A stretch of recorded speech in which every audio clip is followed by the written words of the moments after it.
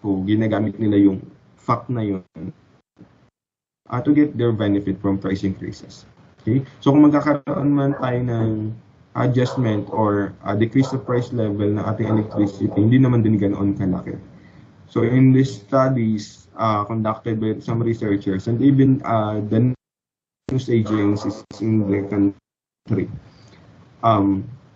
they conclude that the total of increases in the price level of electricity is higher than the amount decreased by the Meralco. Ibig sabihin, mas malaki yung na-increase of price kaysa doon sa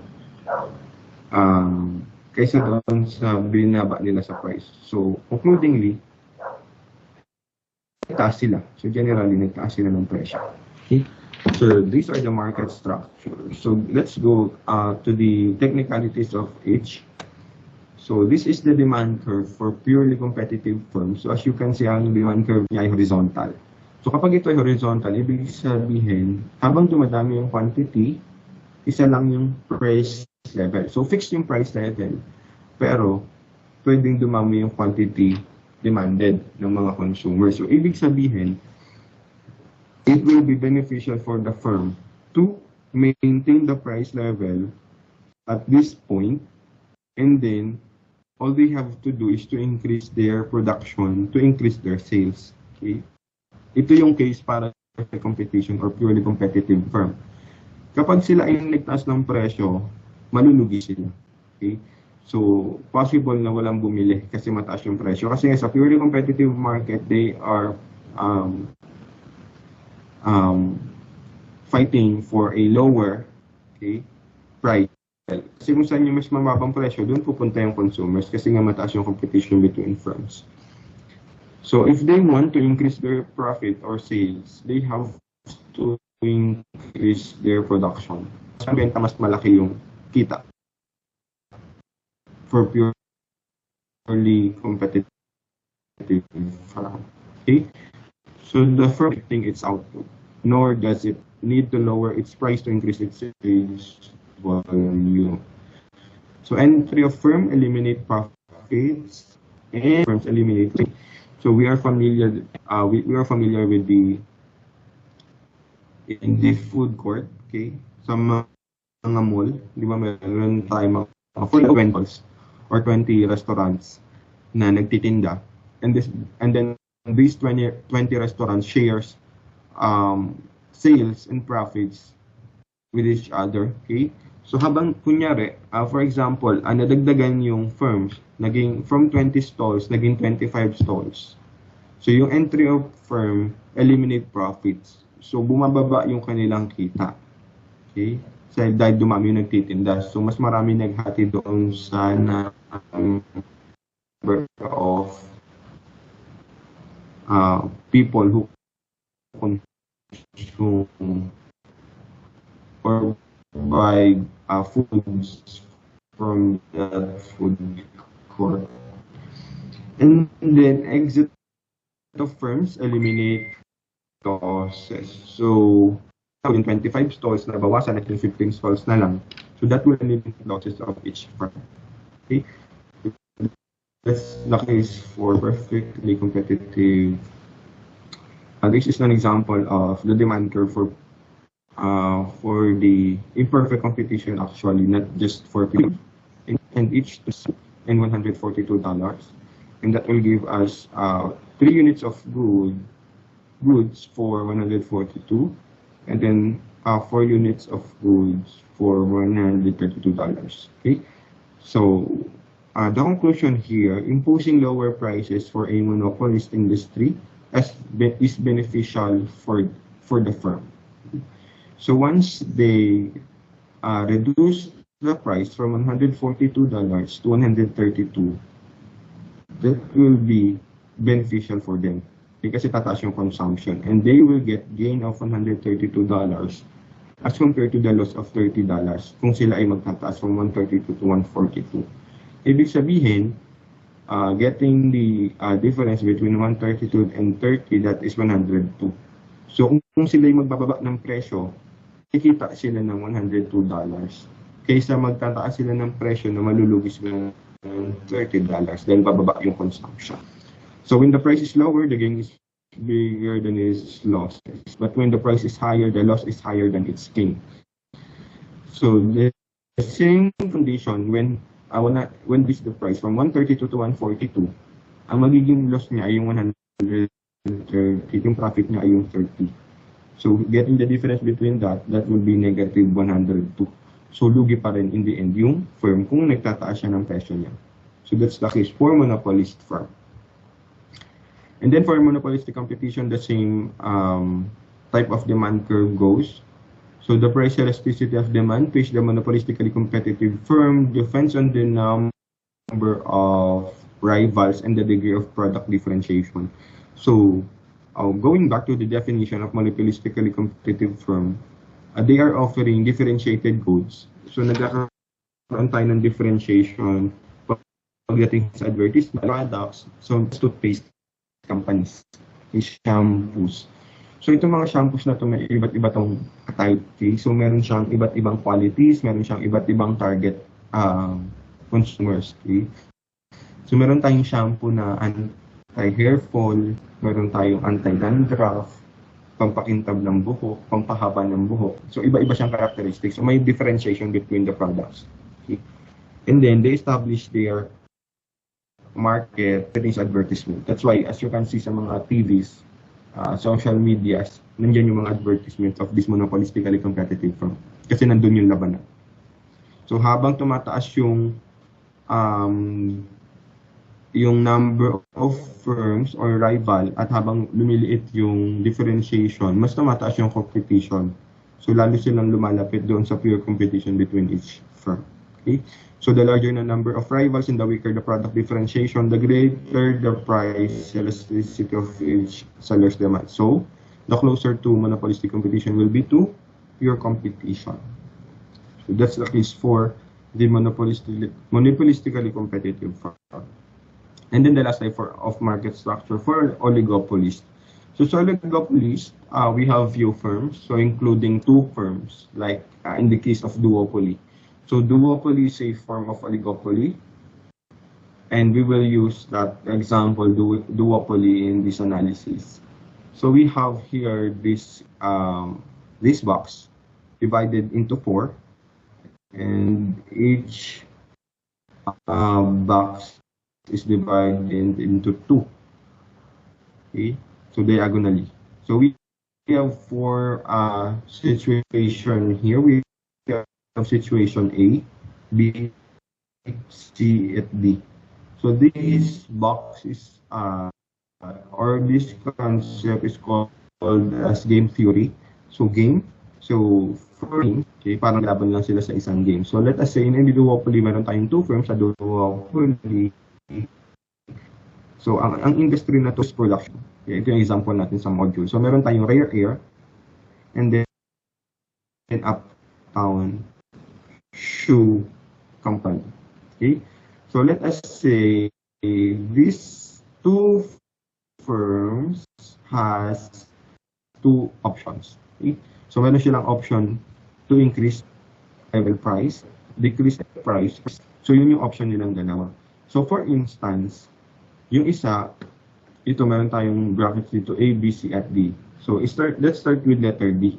Okay, so dito sa D, parehas silang nag-decrease ng kanilang price level ng shoes. So how it will affect the firm? So the both firm will get additional $8 million of profit. Okay. So both firms, kung parehas silang mag-decrease ng price, parehas silang makikita ng additional $8 million. Okay. Ito yung situation D. So sa situation C, ang Uptown ay nananatili sa low price, pero ang Rare Air ay nag-decide na itaas yung price. Okay?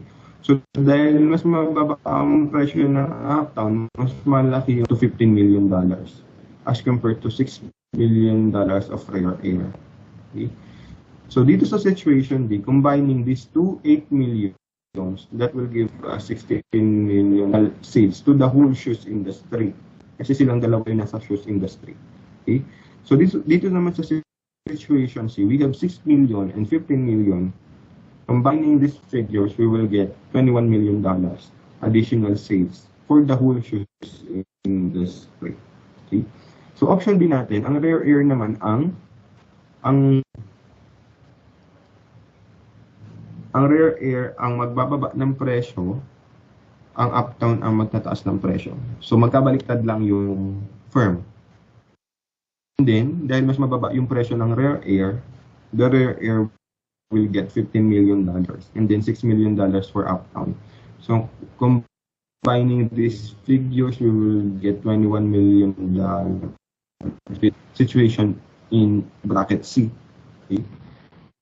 Ibig sabihin, $21 million additional sales pa din para sa buong shoes industry. Okay? But if the two firms will decide and talk to each other to increase the price together, no? Parehas sila magtataas ng price, they will get additional, and combining the 12 million, that will give us $24 million. Okay, so that is much higher than the summation of the figures in situation B, C, at D. So ibig sabihin, for the industry, ito ay beneficial, itong option A. Pero they can decide to do option D, C, B, at A. So bahala sila dyan. Kasi minsan ang mga oligopolies, hindi naman talaga nag-uusap. But somehow, they need to talk and control the price level for the whole industry. So that's the game theory works. So ganyan nila nilalaro yung price level. So ang game theory, ang ibig sabihin lang nito, nagkakaroon tayo ng mutual interdependence between firms. So dahil dalawa lang sila sa oligopoly, so kahit tatlo pa sila, apat, limas, they are mutually interdependent. So kung may action yung isang firm, makaka-apekto yun sa lahat ng firm in terms of sales. Okay? Kasi nga, they are mutually interdependent. Okay? So next one, market efficiency. We have two types of market efficiency. First, allocative efficiency, and then the productive efficiency. So with allocative efficiency, we can have that in the condition of equilibrium. So as we all know, equilibrium is the condition wherein sellers and producers agreed at certain price level and quantity. Okay? So dito sa allocative efficiency, wala tayong, sa point ng equilibrium, wala tayong shortage, wala tayong surplus. Kasi di ba kapag meron tayong shortage, ibig sabihin, kulang yung ating nagawang goods to cater the demand. Ibig sabihin, kulang yung ating na-allocate para makagawa ng enough goods and services para doon sa demand ng mga consumers. So dahil kulang yung nabuo natin, that is inallocation or allocative inefficiency. So hindi naging efficient yung ating allocation. Kapag nagkaroon ka naman ng surplus, marami kang nagawang goods, onti naman yung demand. So may masasayang, may waste na produce goods and services. So dahil may masasayang, hindi din naging efficient yung iyong allocation. So that is allocative inefficiency. So for us to have that allocative efficiency, dapat ma-reach natin yung equilibrium condition. Okay, wherein walang masasayang na goods, walang na goods. That is allocative efficiency. Kasi nga, ang main assumption natin yung hours are limited. That's why we have to make the best use of these limited resources. Okay? So once na magkulang yung ating allocation, kasi yun. Once na magsobra yung ating allocation, inefficiency yun. Kasi yung mga allocated goods na yun, pwede pa natin ilagay papunta sa ibang production. Okay? So once na magkaroon ng surplus and shortages, that is condition or situation of inefficiency. That's why, para magkaroon tayo ng allocative efficiency, dapat ma-meet natin yung condition of equilibrium. Okay, next one for production efficiency, productive efficiency rather. So we will be using production possibility curve. So in this concept, assumptions here, assumptions are there are two goods, so dalawang goods, fixed technology, fixed resources, and full employment. So itong fixed technology, fixed resources, and full employment, ito yung yung factors of production natin. Okay? Kung babalikan natin yung factors of production, pasok dito yung fixed technology, fixed resources, and full employment. And then we are producing two goods. So let us say, meron tayong isang firm. Ang firm may option na mag-produce ng dalawang type of good. Okay? So for example, ang isang farming company, they can raise chickens, they can also raise ducks. Okay? Ito yung two goods natin, chickens and ducks. Okay, so for instance, this is the production possibility curve, itong blue curve. Itong production possibility curve na to, ang pinapakita lang nito, ito yung optimal level of production. Ito yung optimal level number of products that the firm can produce using its limited resources, using the fixed technology, full employment, fixed capital, and so on. Okay, so the firm has the option, different options. Okay, we have here in the color blue curve, the production possibility curve, we have 2 points here, points A and C. So all points along this curve are productive, efficient. Okay? So ibig sabihin ng productive, efficient, enough na gamit natin lahat ng ating limited factors of production. Okay? Ito yung highest combination ng factors of production natin para makapag-produce ng pinakamataas na level ng chicken and ducks. Okay? So the firm can produce 12 chickens, 0 ducks. Okay? So pwede niyang piliin na chicken na lang ang i-raise niya at makakapag-produce kasi wala siyang ducks. Okay? Pero the firm can also choose to produce points C wherein the firm can produce 9 units of chicken and 8 units of ducks. Okay? Or pwede din naman na gawin ng firm na mag-produce siya ng 12 units of ducks pero wala siyang chicken. Okay? So all points along this curve are attainable and efficient. So nagamit natin lahat yung ating limited resources. So ito na yung highest combination. So meanwhile, meron tayong mga points inside the curve. Itong points E, D, at B. So all these points inside this curve are the points that is, so maaating natin yan, pwede natin maproduce yung ganyang level, but inefficient. So bakit siya inefficient? Kasi hindi mo nagamit ng maayos yung iyong resources. Kumbaga, meron kang hindi nagamit, hindi mo nakuha lahat. Halimbawa, yung iyong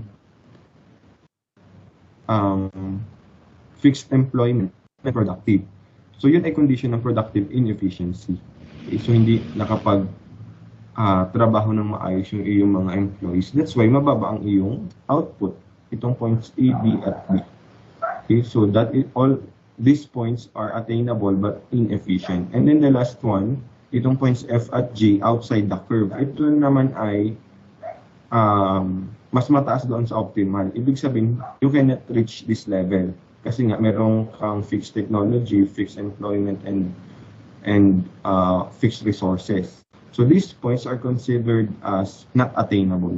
Okay, kahit balik-balik mo yung combination ng iyong factors of production, you cannot reach this unless magdagdag ka ng factors of production mo. Pero dahil ang assumption natin ay fixed lahat yun, so hanggang dito lang ang pwede natin magawa itong production possibilities. So all points along this curve are efficient. Ito yung graph ng productive efficiency. And then another one, na condition ng productive efficiency is the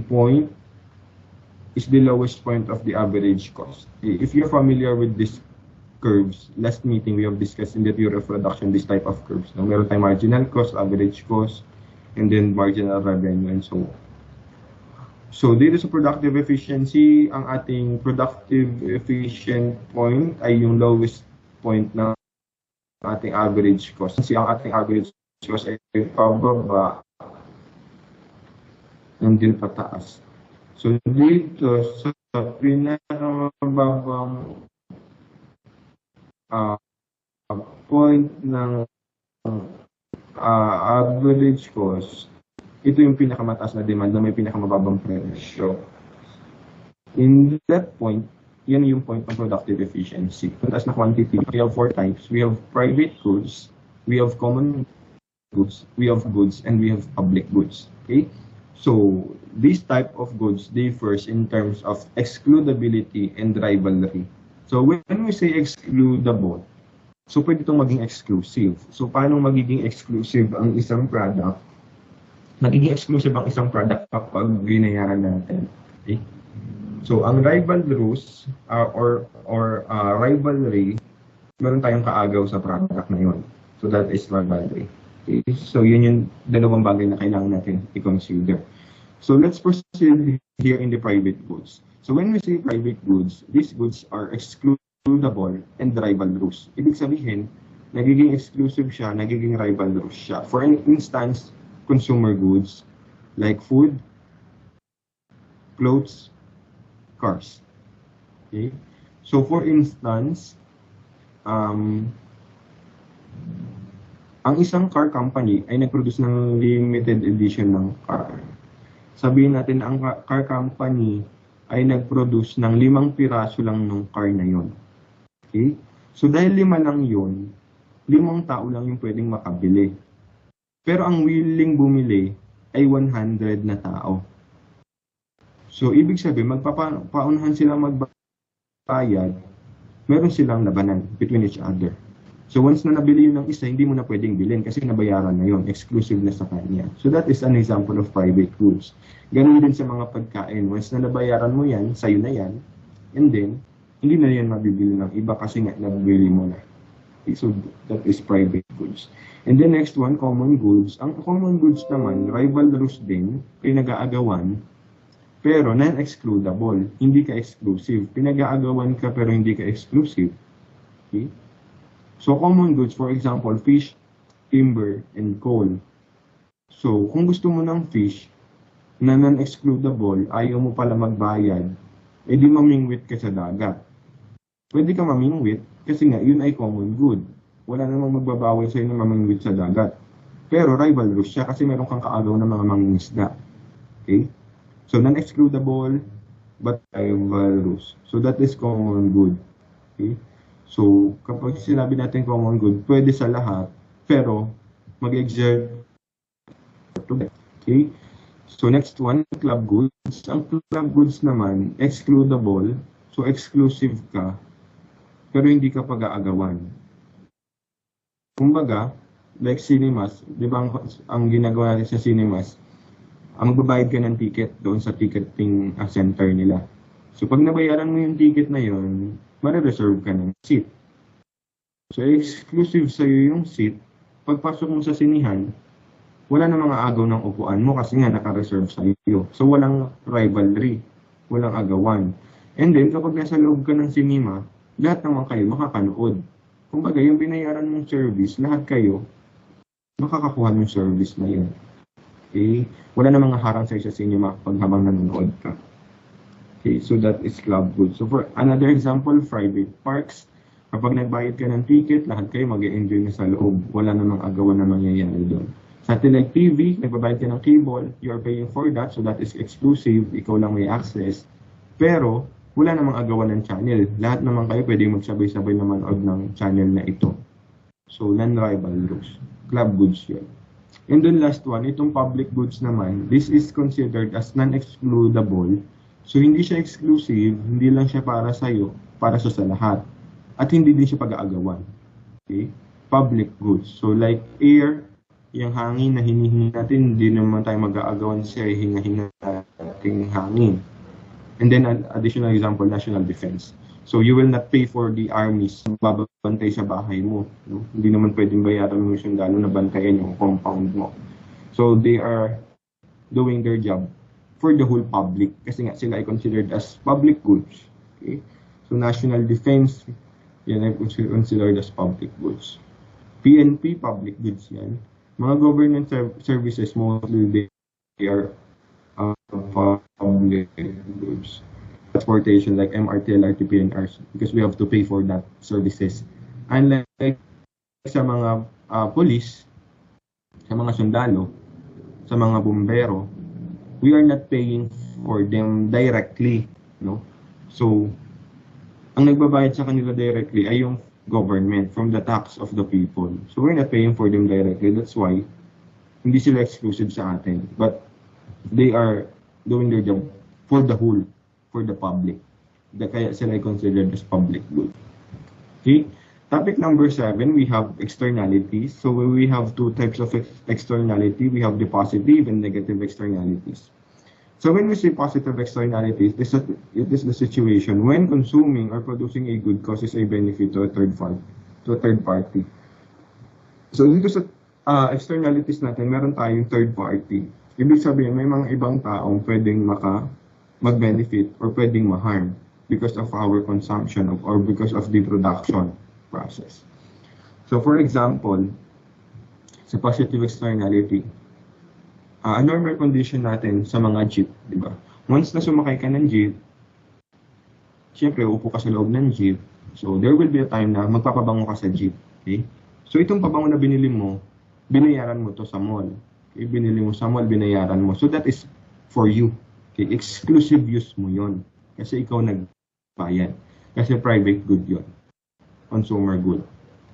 So dahil consumer good yun, sa'yo yun. Pero dahil nagpabango ka sa jeep, pwedeng maamoy yun ng mga taong kasama mo sa jeep. So somehow, nag-benefit sila dahil nakaamoy sila ng mabango. So that is positive externality. Okay? So another condition, walking to work or walking to school to reduce traffic congestions. So that usually during face-to-face classes, sumasakay ka ng PNR, sumasakay kang MRT, LRT, sumasakay ka ng jeep. Ang usual condition natin sa mga transpo services, siksikan. Okay? But once you decided to walk, maglalakad ka na lang papunta doon, benefit yung mga nakasakay sa jeep kasi mababawasan yung pasahero. So hindi na sila masyadong masisikitan. So one way or another, they will benefit from that.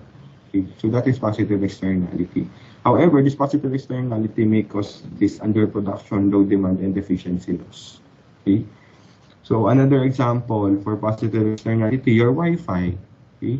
So nagpapakonect ka ng Wi-Fi for your household, exclusively dapat. Pero dahil hindi ka naglagay ng password, nakakonect yung kapitbahay mo. But your kapitbahay is not paying for your Wi-Fi directly. No? Actually, they are consuming it for free. Kasi nakikiconnect na sila. So that is positive externality. You are consuming your Wi-Fi or a third party will benefit from the externality. So dahil doon, nagkakaroon tayo ng underproduction kasi imbes na magpakabit din siya ng sarili niyang Wi-Fi, nakikiconnect lang siya sa'yo. So bumaba ang demand kasi nga nakakakonect siya. Pero kung hindi siya nakakakonect, magpapakabit siya ng sarili niyang Wi-Fi, tataas yung demand. Okay? So dahil doon nagkakaroon tayo ng efficiency loss. And then the next type is negative externality. So for negative externality, it is the situation when consuming or producing a good causes a cost to a third party. Yes? Ibig sabihin nagdudulot ka ng cost or additional payment or harm sa mga tao. So that is negative externality. So for instance, air pollution produced by the cars, no? Itong mga sasakyan na may usok na yan, yung mga jeep, mga bus, private cars, pwede naman sila mag-usok-usok dyan. No? Wala naman bayad yan. However, malalanghap natin yun ng mga tao. So, tayo ang kawawa pollution na yun. So, that is negativity. So, they are consuming and they are causing harm to others. Okay? So that will cause over-allocation here, or two examples here. First, ito very timely, COVID-19 vaccination. So any type of vaccination. So for instance, in the COVID-19, di ba, very critical pa rin tayo until now. Meron na tayong bakuna, pero hindi lahat ay pwede ng bakunahan. No? Meron pa rin tayong categorization pagdating sa vaccination. So meron tayong mga priorities na kailangan bakunahan. So last week, na-reach natin yung 10 million vaccine deployment. So sabihin natin mayroong 10 million people na ang halos na bakunahan na.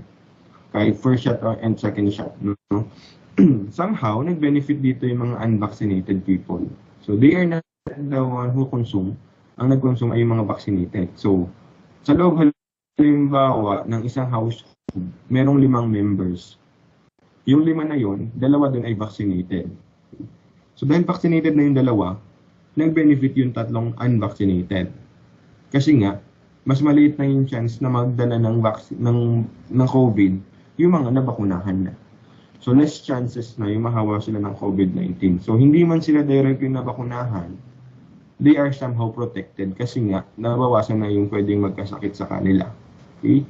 So that is an example of positive externality. Okay? So for instance, in the whole country, merong 10 million people na bakunahan. Nag-benefit yung 100 million na natitirang unvaccinated kasi nga nabawasan na yung mga pwedeng maging carrier ng virus. Okay? So for negative externality, we have here different factories producing air pollution. Itong smoke, nagpo-pollute ito. So ito ay negative externality kasi nagpo-cause to ng harm sa mga tao. Okay? So this type of externalities, negative externalities, something that may harm the public, ito yung mga pwedeng gawa ng paraan ng gobyerno para maiwasan itong mga ganitong pollution. Okay? So meron tayong mga tinatawag na government interventions that the government may do to resolve these externalities. So the government may have these direct controls and the specific taxes. So itong direct control, let's say regulation, control ng pollution. So they can pass actually a law, legislate a law para singilin lahat ng factories na nagpo-produce ng usok. Di ba meron na tayong kota ng usok ngayon? So if you're familiar, pag maraming firecrackers, maraming paputok, mausok. So sinusukot natin yung air quality measurement. Kung magkano yung sisingilin natin sa mga factory na nagpo-produce ng pollution. So in that way, mababawasan yung kanilang production. Kasi nga dahil wala namang cause yung pollution, pwede silang mag-produce ng usok. Mabilis masyado ang kanilang production. So nagkakaroon ng overproduction. For us to manage that, we can ask them to pay depende dun sa dami ng kanilang air pollution na na-produce. So in that way, mababawasan yung kanilang kapitan yung production cost nila, mababawasan yung services or goods na kanilang mapoproduce kasi nga lalaki yung cost of production. So that is a way for the government to control these firms. And then number 3, subsidies to buyers and producers. And then government provision, like free goods. Katulad halimbawa ng vaccine. So we do not have to pay for the vaccines, no? But the government will pay for it. So indirectly, galing din naman yun sa atin kasi from the taxes of the people. Actually, not just from the taxes, but from the utang mula sa iba't ibang utangan sa like World Bank and Asian Development Bank. Kaya lumalaki yung debt ng ating bansa. Okay? And then number 5, collection, gathering of accurate and correct information or data. So in terms of policy making, it is very important to have a data, okay, to support if ever measured, no? Through numbers yung policy making natin, hindi yung kung ano lang yung gusto nating ipatupad, but without numbers. That's why the government may do this research, and then after that research, they will come up for a new policy to address the problem. Okay, yan yung mga government interventions to address different type of market failure and externalities. And then topic 9, risk and uncertainty. So when we say risk, it is a situation when you can predict the chance of an outcome in the future. Ibig sabihin, kapag meron kang risk, alam mo yung possible na mangyari. But when we say about uncertainty, uncertainty, it is a situation when you cannot predict the chance of an outcome in the future. So, uncertain ka kapag hindi mo alam yung mangyayari. Kumbaga, sugal itong uncertainty. Pero dito sa risk, somehow, sugal siya, but you know what may happen kung gagawin mo yung risk na yun. Okay, so nangyayari ito sa mga businesses in terms of investments. So, alam mo na pwedeng lumago yung investments mo, especially kung sa bank mo siya ipapasok. But if you will enter stock exchange, bumaba yung value ng pera mo, pwede din naman tumaas. So may risk na gano'n. So the key differences between risk and uncertainty, itong nasa bullet form. So, the risk is defined as the situation of winning or losing something worthy, and uncertainty is a condition where there is no knowledge about the future events. So, unsure, unpredictable, kumbaga yung uncertainty. And topic number 10 for capital budgeting. So, this is the process of identifying, evaluating, financing capital investment projects of an organization. So usually, dito pumapasok yung financial management sa capital budgeting. So mga financial managers ng firms, they will be the one to identify, evaluate, and plan the financial capital investment project. So the firm may choose to invest, to expand, yan yung mga possible na gawin nila para lumaki yung kanilang firm value. So it involves capital investment projects which require large sum of outlay and involve a long period of time, longer than the usual cutoff of 1 year or normal operating cycle. So ito yung mga options, ito yung steps actually ng capital budgeting. So from the identification of investment proposal, from the estimation of costs and benefits, to evaluation of proposed projects, to development of capital expenditure budget, to implementing this investment proposal. So ito naman yung mga type of capital investment project na pwede pasukin ng firm, okay, para mapalaki yung value niya. So like new market, so let's say mag-branch out ka, magdagdag ka ng branch na restaurant mo, so that is a new market, that is a form of investment. Expansion, palakihin mo yung store mo, palakihin mo yung production mo, pabilisin mo yung production. And then number 3, replacement project to continue normal operation. So for example, papalitan mo na yung mga machines mong luma sa loob ng iyong factory. And then number 4, replacement project to reduce business costs. Or you may change your machineries, equipment, para mas mapabilis yung production. So these are the type of capital investment that soon will pay off the firm because of that investment. Okay? Kasi mas bibilis yung production, mas dadami yung production, mas dadami yung sales. So that is for capital budget. So the importance of capital budgeting in long-term investment involving risk. So itong mga financial markets, they will be the one to see, okay, ng mga investment. So kung alam nila yung risk ng investment, option ng mga firm para mas mapalaki yung huge investments and itong mga investment na to ay hindi na mabasa na invest mo. Kasi usually project ay tumangaon si 1 year, 5 years. So hindi pwedeng madesisyonan mong itigil yung investment, itigil mo na agad. So irreversible kasi siya. So once na nailabas mo na yung nailabas na investment, wala magagawa doon. So aantayin mo na lang kung kikita siya o hindi. And then number 3, long-run business. Itong capital budgeting importante sa bawat firms. It is the limited resource on. Okay? Situations na nagkakaroon ng dividends, interest para sa mga stakeholders. So it is very critical yung work ng mga financial managers kasi hawak nila yung capital budgeting. Sila yung hanap ng paraan para makapaglabas ng pondo yung firm. Okay, so that is the importance of capital budget. So do you have any question about the discussion or the topics that we have discussed in managerial economics? So next meeting we will have your quiz, and then on day 2 you will have your final examination. So do you have any concern about our subject? Let's wait for the to open their cameras.